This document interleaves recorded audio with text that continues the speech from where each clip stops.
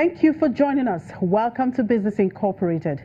I'm Chimezie Obi Iwago. Coming up on the show today, Kenya's Safaricom opposes planned tax increase on mobile cash transfers.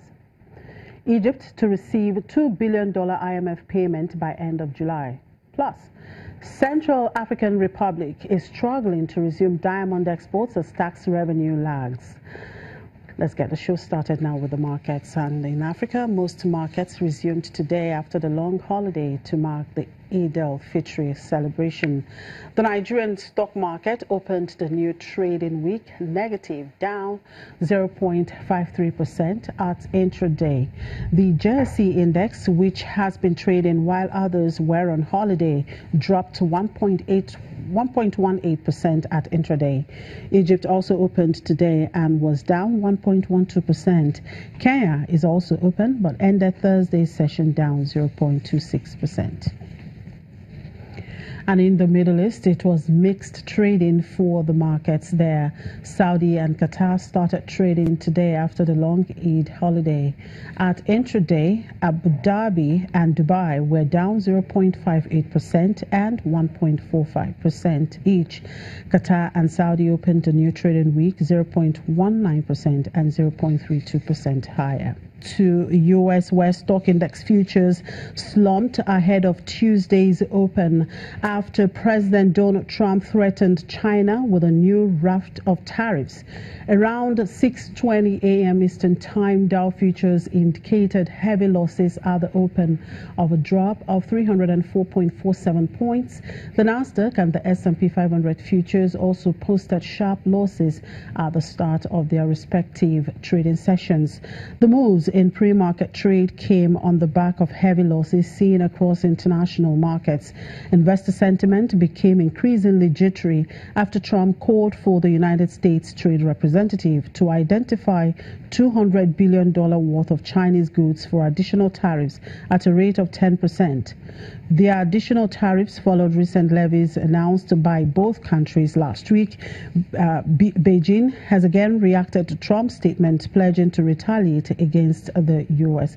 While trade will likely continue to rattle investor sentiment throughout the trading day, however, other factors such as economic releases are still scheduled to be published. Well, let's get back now to Europe, where my colleague there, Orich Bart, is standing by to talk to us. Hello, Orich. Good afternoon. Hi, good afternoon. Well, we've seen the U.S.-China trade threats today denting the Asian stock markets. How is this looming trade war impacting the European trading day? Well, not quite as heavily as the Asian stocks, where, for example, the Shanghai Composite dropped by almost 4%. But wherever you look in Europe, the equities are going down, whether it's here in Frankfurt, where the DAX is losing 1%, 1.5% actually. The Euro Stoxx is around 1% lower.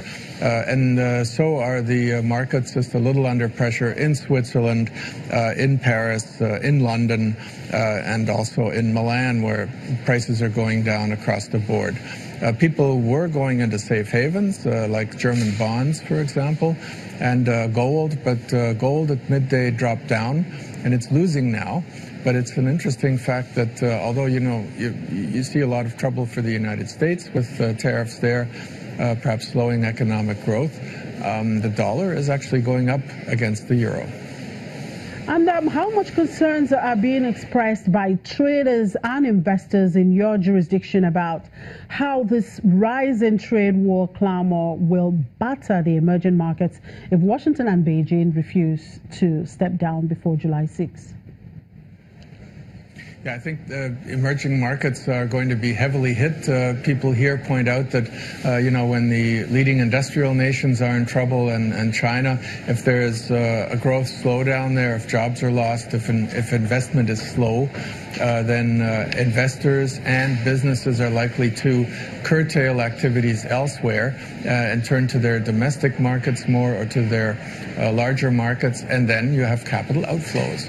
And that leads to inflation, that leads to higher rates, that leads to jobs, for example, in commodities industries being perhaps eliminated. Of course, not all the jobs, but being pressure there. So a wave of a downturn in the economy in countries here in Europe, North America, and China could lead actually over proportionally to damage in the emerging markets.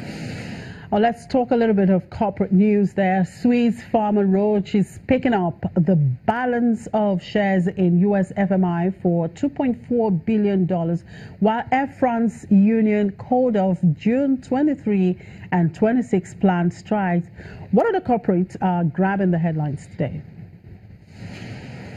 Yeah, the companies in question are, of course, moving markets here. Roche is going up, and so is Air France on this news. An interesting piece of news that doesn't make VW go up. It's still under pressure, that share, but it's finally found an acting CEO. It took a long time. People were already expecting this news yesterday. I remember us talking about it as well here in the program, but now they've appointed the sales chief, who's sales chief at the moment. His name is Bram Schot. He's from the Netherlands, while Rupert Stadler, the CEO, in fact, sits in a jail cell in Bavaria. Also making news, Bayer and Monsanto. Bayer, of course, buying Monsanto, and the Monsanto name no longer being used. But Bayer's still looking for financing because it's such a hugely expensive deal. It was the most expensive takeover ever undertaken by a German company. And Bayer has now announced that it sold corporate bonds, Bayer bonds, to investors, and they were oversubscribed 3 times. Not really surprised when you look at the low interest rate environment. Investors clamoring for paper that's a little bit more yieldy.